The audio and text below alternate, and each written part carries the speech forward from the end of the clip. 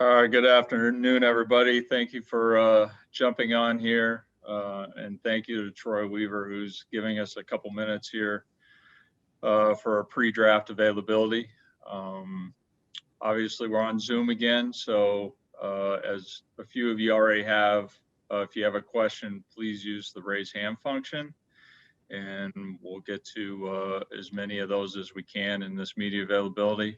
And we'll get right to it. Thanks again, Troy. We'll go to our first question with Rod Beard.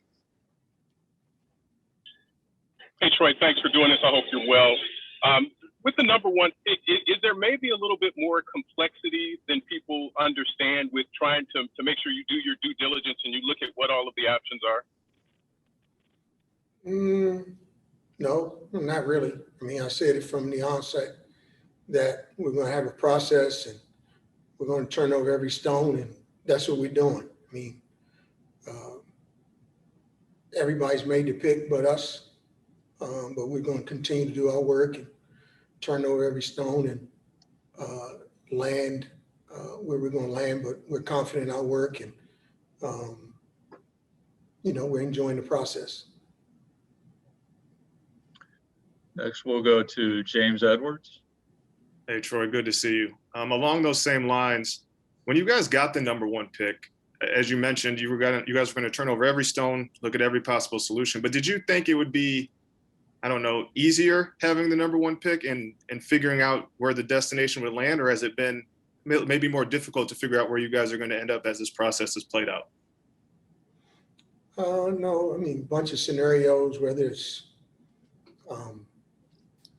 selecting player, making trade, we're going to look at everything. We'll continue to do that. But no, I mean, when you have number one pick, just like any other pick, you have to do your work. I stated from the beginning that there were guys at the draft that I thought all were worthy of the number one pick, and that's remained true.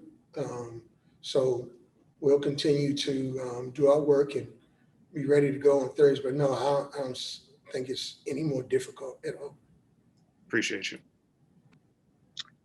Go next to Keith Langlois. Troy, is it your expectation that the teams that have expressed interest in trading for the number one pick have pretty much made their best offer right now, or do you anticipate them coming back to you again over the next 48 hours? No, I mean, I don't can't really discuss their offers or what's been out there. Don't believe what you read, but we're doing our due diligence, and like I said, we'll look at every scenario and vet it out and do what's best for the Pistons. Go to Bob Winowski. Hello there, Troy. You said don't believe everything that you read that's out there, rumors or whatever, but are they all bunk, or are you getting a lot of calls and a lot of offers without giving specifics for the number one pick?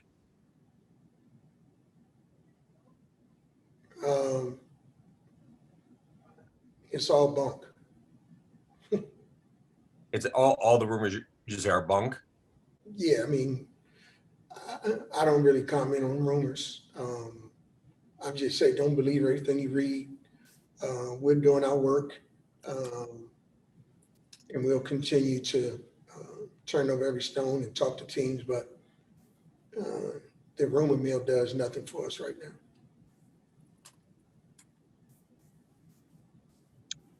Go to Mike Stone. Hey, Troy, two quick things. Number one, have you made up your mind as of now? Obviously, you're not going to tell us who you are selecting if you do keep that pick as of now. And number two, how important is the individual workout? Is that something that could, flip the coin, or, in some cases, history showed guys have had great workouts have not played well in the NBA and vice versa? No, it's just a piece of the puzzle, like everything else. There's a body of work. Eyes, ears, and numbers. We'll look at the numbers. We'll believe our eyes, and we'll do our intelligence. But the workout's just another piece of the puzzle doesn't, it's not like weighted at all. So we're not drafting a player off a workout. That's for sure. And have you made up your mind as of now without giving it away? No, I haven't. Thank you. We'll go next to Omari Sankofa. Hey, Troy, thanks for doing this. I believe back in March or maybe at the end of the season, you mentioned that you didn't see any Shaqs or LeBrons in the draft, but you do see some really good players. Seems like the word on this draft is that you have 3 or 4 guys at the top who could go number 1 in a lot of drafts, as you kind of alluded to.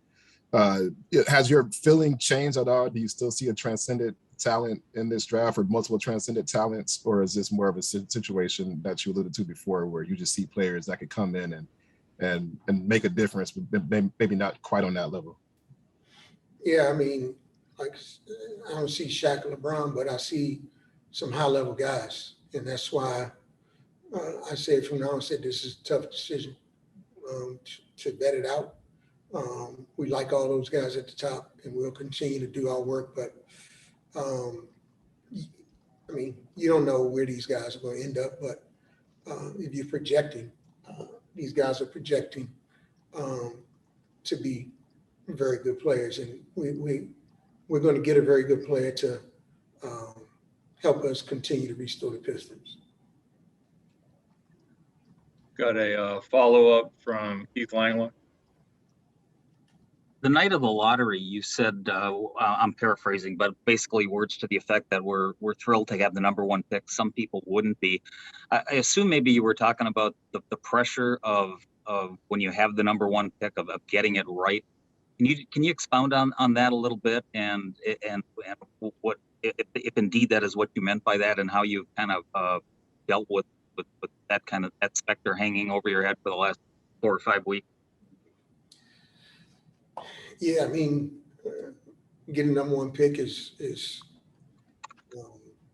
tremendous honor for the organization, tremendous blessing.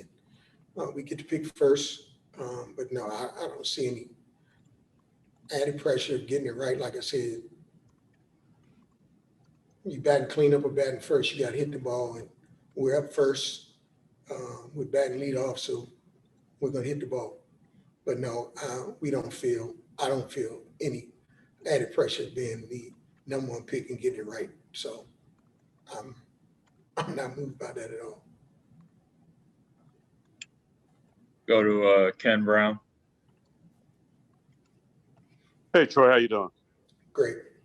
I know not going to tell me a number, but is there a number that if you did entertain a trade offer that you wouldn't want to go below in your mind? Is there like a grade, like a tier A of prospects, and then B and C? And is there a number that you just won't go below if you do trade out?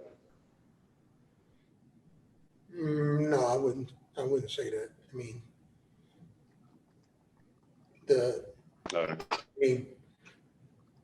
what number does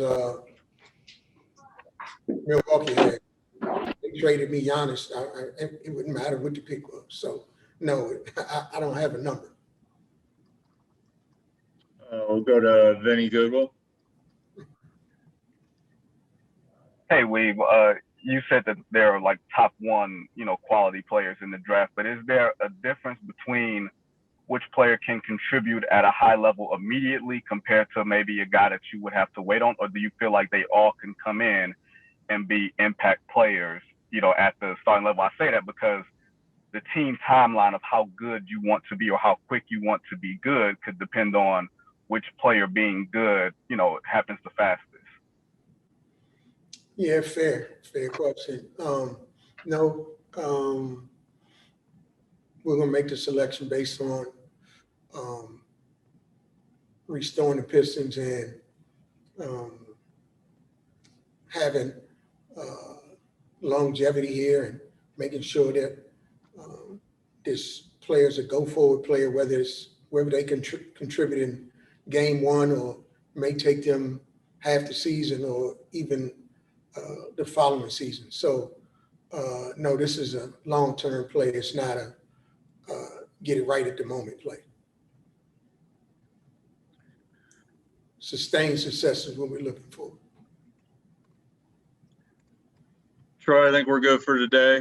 We got a follow-up from Rod Beard. Hey, Troy, there's a lot of attention, obviously, on the number 1 pick, but with the 3 second-round picks, are you trying to split your time between trying to decide what to do with those and what the options are there too? Yeah, absolutely. We got 3 picks, and just like number 1 pick, we'll turn over every stone on those and try to maximize our value there. Yeah, it's all coupled together. Draft night is draft night. It's just not, the first round pick. It's just not the number 1 pick. It's making sure we handle the second round properly as well. Appreciate it, Troy. While we can't see your face, you need a haircut?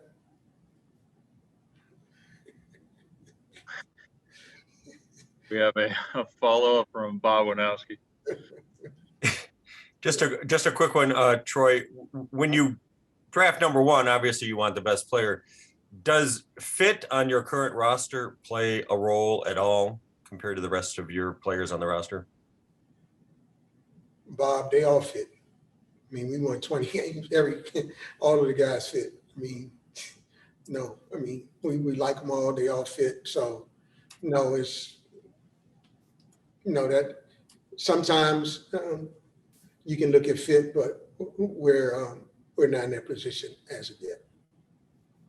Thank you. Troy, that'll do it. Thanks everybody for jumping on. We will send out a recording of this so you can use it for audio, video purposes. Appreciate it. Thank you.